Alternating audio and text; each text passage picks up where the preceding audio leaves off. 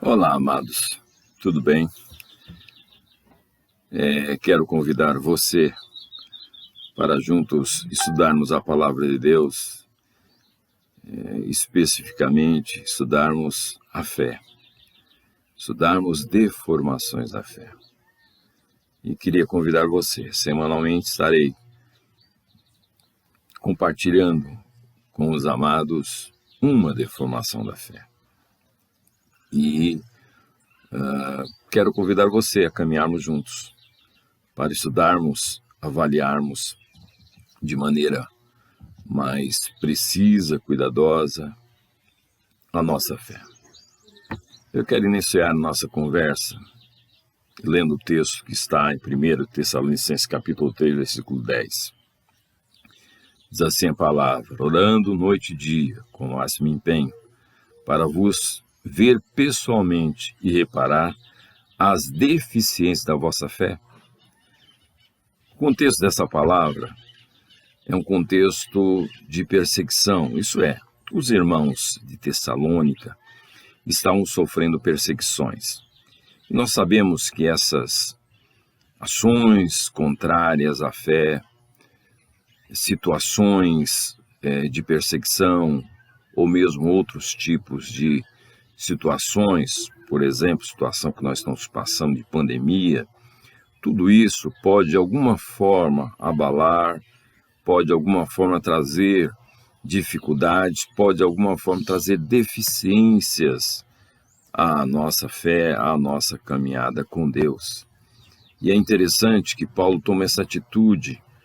Paulo ora por eles e deseja vê-los. E o propósito era reparar as deficiências da fé dos irmãos de Tessalônica. Paulo não sabia, mas Paulo conhecia muito bem o seu coração e conhecia muito bem a palavra de Deus. E sabia circunstâncias, situações desafiadoras pode, de alguma forma, trazer deficiências, dificuldades, problemas em relação à nossa fé. E Paulo, então, como um pastor, ele queria cuidar muito bem daqueles irmãos e reparar as deficiências da fé daqueles amados. E notem, amados, que esse desejo de Paulo era reparar. A tradução Revista Atualizada traz reparar. A tradução Nova Versão Transformadora traz ajudá-los a aperfeiçoar a fé. A NVI, bem como a Bíblia Viva, traz suprir o que falta à sua fé. E há uma tradução que diz completar o que falta na fé que vocês têm.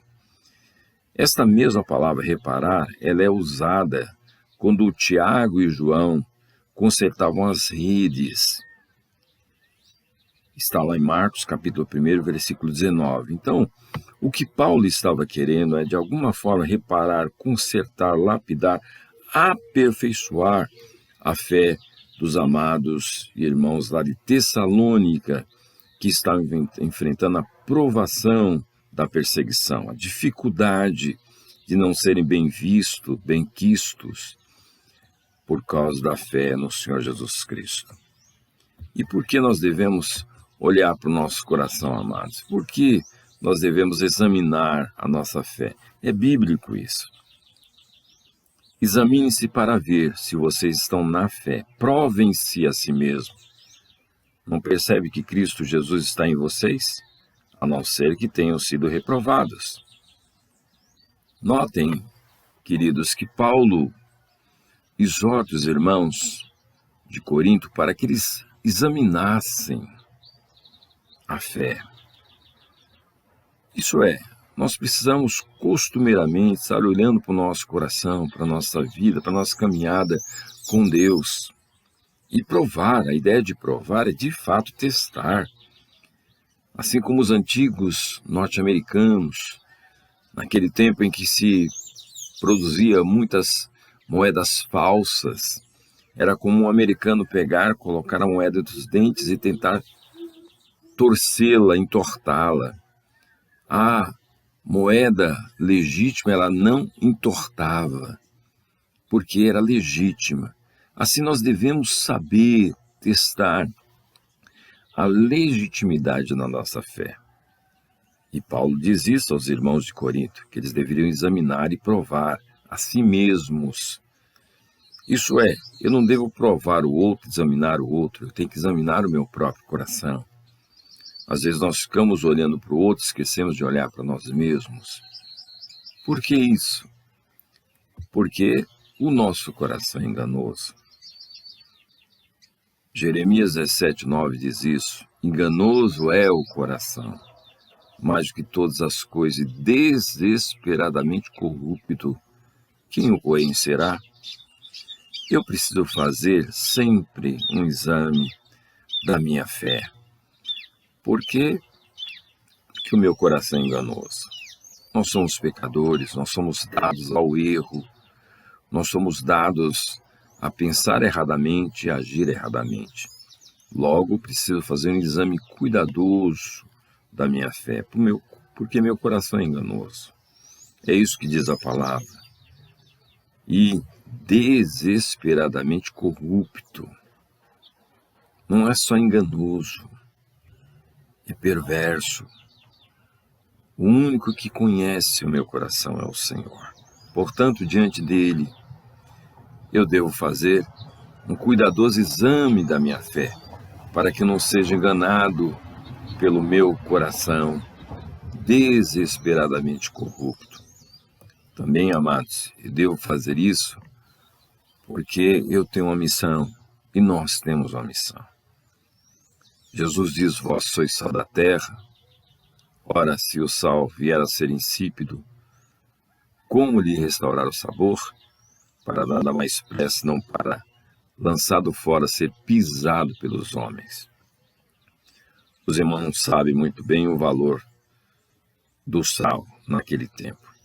Inclusive a palavra salário vem de uma porção de sal. E se você estudou química, você sabe que o sal, cloreto de sódio, não perde o sabor. Mas Jesus está falando que o sal perde o sabor, se torna insípido. O que significa isso? É que nesse tempo, o judeu que odiava o romano, ele misturava no sal um tipo de areia branquinha que corrompia, produzia um gosto amargo no sal. E quando o romano provava aquele sal, jogava fora, porque não servia para nada. O que o texto está dizendo é que se eu permitir impureza, eu perco o sabor. Se a minha fé for deformada, eu não faço diferença. Por isso, eu preciso sempre, constantemente, avaliar a minha fé por causa da minha missão. Nós temos a responsabilidade, o privilégio de ser sal da terra e luz do mundo. Nós temos esse privilégio, essa responsabilidade. E eu devo sempre avaliar o meu coração, a minha vida, a minha fé, para que eu não perca o sabor, principalmente permitindo impureza, e assim não fazendo diferença. Também, amados, dentre outras razões que eu devo avaliar a minha fé, é que eu tenho que andar com dignidade. Paulo diz em Efésios 4, versículo 1, rogo-vos, pois, eu, o prisioneiro no Senhor, que andeis de modo digno da vocação a que foste chamados. Isso é, eu preciso equilibrar o que eu conheço com a minha caminhada. A palavra digno, essa palavra que representa, retrata uma balança. De um lado o peso, do outro lado o produto. E tinha que equilibrar peso com o produto. Aqui Eu tenho que equilibrar o que eu sei, o que eu conheço com a minha vida. Andar de maneira digna.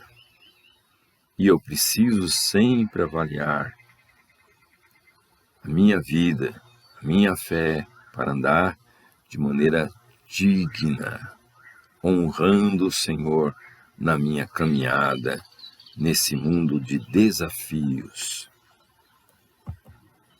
Sim, amados, essa será a nossa caminhada, olhando para o nosso coração e olhando para a nossa fé, vendo na palavra de Deus essas possíveis deformações, não para sentirmos culpados, não para sentirmos para baixo, não, para, diante da graça, reconhecermos e permitirmos que o Espírito Santo venha restaurar o nosso coração e a nossa fé.